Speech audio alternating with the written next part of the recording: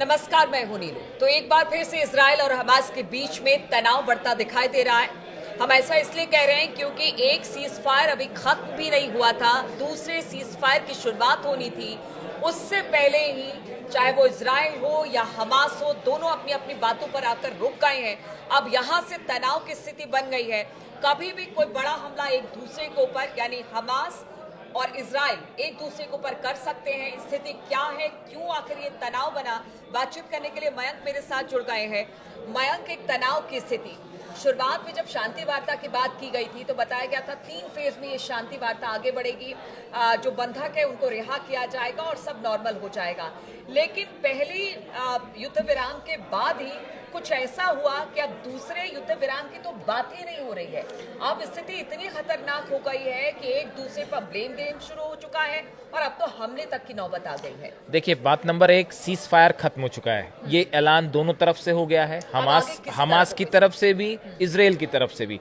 Cease fire खत्म हो चुका है, ऑफिशियली इसका अनाउंसमेंट हो चुका है। बात नंबर 1, तो सीज फायर खत्म हुआ। अब सवाल यह है कि आखिर ये सीज फायर खत्म क्यों हुआ और उन बंधकों को क्या जो अभी भी हमास के पास। देखिए, हमास का कहना ऐसा है, हमास की तरफ से जो बयान आया है उसमें नेतन्याहू को ब्लैकमेलर कहा गया है। हमास का कहना ऐसा है कि नेतन्याहू जो है वो ब्लैकमेल करके अपनी शर्तों को मनवाना चाहते थे।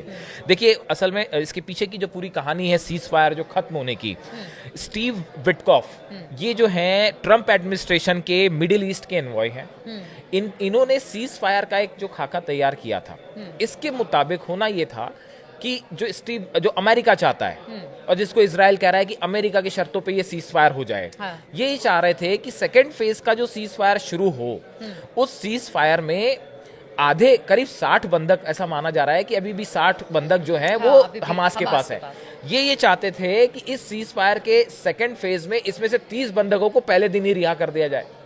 उसके बाद जो है बात शुरू होए और उसके बाद फिर जो है बचे हुए 30 बंधकों को एक डेट पर रिहा कर दिया जाए। चाहते थे बहुत जल्दी से सब कुछ हाँ, हो जाए। जल्दी सब कुछ हो जाए। हमास का कहना यह है कि पहले आप बातचीत शुरू करिए, जैसा कि पहले तय हुआ था कि सेकेंड फेज की पहले बातचीत होगी, उसके बाद जो शर्तें तय होंगी, जैसा हमने फर्स्ट फेज के सीज फायर में देखा, उसके बाद दोनों तरफ से जो है वो बंधकों की रिहाई होगी। ये बात के लिए इजराइल नेतन्याहू तैयार नहीं है और वो ये चाहते हैं कि अमेरिका, वो बार बार ये कह रहे हैं कि अमेरिका ने जो शर्तें रखी है उसके मुताबिक जो है वो सीज फायर आगे बढ़ जाए।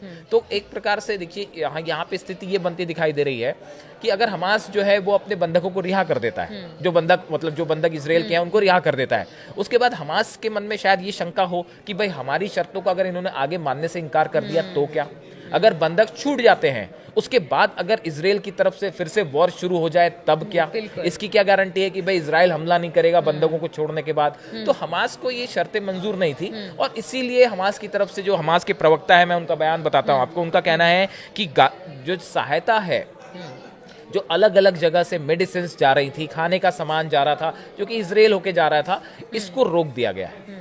अब हालात ये है कि गाजा में छोटे बच्चे हैं जिन तक अब दवाएं नहीं पहुंच पा रही हैं, खाना नहीं पहुंच पा रहा है, लोग वहां पे बड़ी बुरी स्थिति में। और अगर पहले भी हमने देखा ये अगर एड जाना रुक जाती है लंबे समय तक, देखिए रमजान का महीना भी चल रहा है, अगर ऐसी स्थिति में अगर ये एड रुक जाती है तो ये गजा में एक बहुत ही मतलब खासकर जैसे हालात जो पेशेंट्स हैं, जो बच्चे हैं जिनका युद्ध से कोई लेना देना नहीं है, वो एक रिसीविंग एंड पे है, वो बड़ी मुश्किल में फंसेंगे। देखिए, हमास ने कहा है गाजा में जाने वाली सहायता को रोकने का नेतन्याहू का निर्णय एक बार फिर इजरायली कब्जे का बदसूरत चेहरा दिखाता है। अंतरराष्ट्रीय समुदाय को हमारे लोगों को भूखा मरने से रोकना चाहिए, इजरायली सरकार और नेतन्याहू पर दबाव डालना चाहिए। तो क्या यही वजह है कि जो हमास है वो ब्लैकमेलर कह रहा है कि अगर इस तरह से नहीं तो आप हमारी जो रसद है या फिर जो मेडिकल एड है, जो सुविधाएं जाती है यूएन की तरफ से, उसे रोकिए, इसलिए ब्लैकमेलर सीज फायर। हाँ, उन्होंने नेतन्याहू के लिए जो ब्लैकमेलर शब्द का प्रयोग किया है वो शायद इसलिए क्योंकि नेतन्याहू ये चाहते हैं कि भाई देखिए हम फिर से वॉर छेड़ देंगे, हमारी बातें मान लो वरना हम फिर से अटैक कर देंगे। शायद इस वजह से हमास ने नेतन्याहू को ब्लैकमेलर कहा, जिसकी अंतरराष्ट्रीय मीडिया में काफी चर्चा है इस चीज की कि भाई ब्लैकमेलिंग शब्द का प्रयोग हो रहा है नेतन्याहू के लिए। दूसरी चीज आप देखिए कि ट्रंप और जेलेंस्की की जो मुलाकात हुई, उसके बाद जो एड अमेरिका से यूक्रेन को मिल रही थी, बताया जा रहा है कि वो पूरी की पूरी इजराइल की तरफ ट्रांसफर हो गई है।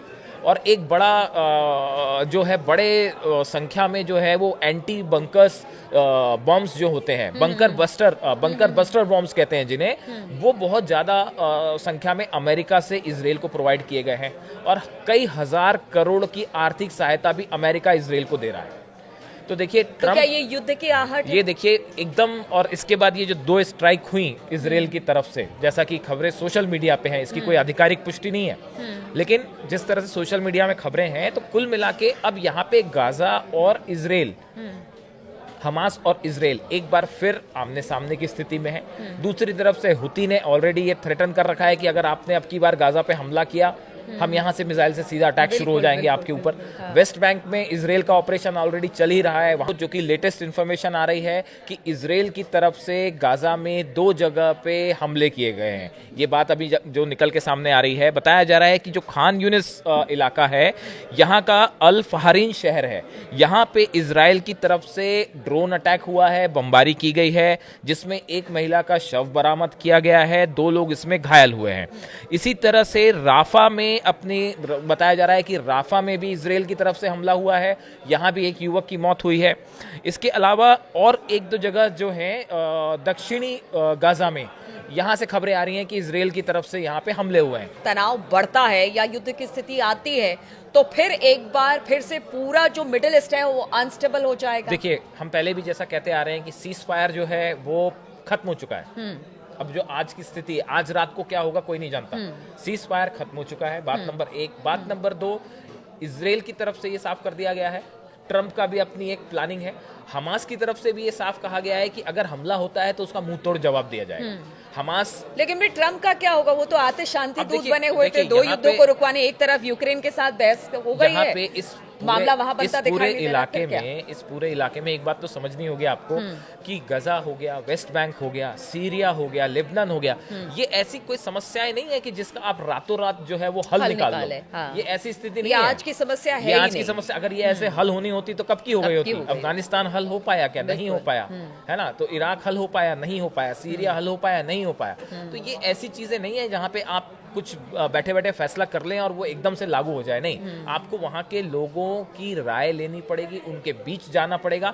अगर आप वाकई पीस चाहते हैं, हाँ, अगर प्रेशर आप से कुछ नहीं हाँ, हो, जो हम कहते हैं कि अगर आप चाहते हैं कि आप पावर से और शक्ति से शांति स्थापित कर लोगे तो ये संभव नहीं है। और अभी फिलहाल जो स्थिति है उसके मुताबिक ये सीज फायर खत्म हो चुका है और आने वाले 1 से 2 दिन में हम देख सकते हैं कि गजा में कोई बड़ी स्ट्राइक हो सकती है या हमास की तरफ से इजराइल पे भी कुछ बड़ा हमला हो सकता है। बिल्कुल, तो सीज फायर बिल्कुल पूरी तरह से खत्म हो चुका है, अब इसकी कहीं कोई गुंजाइश नहीं है।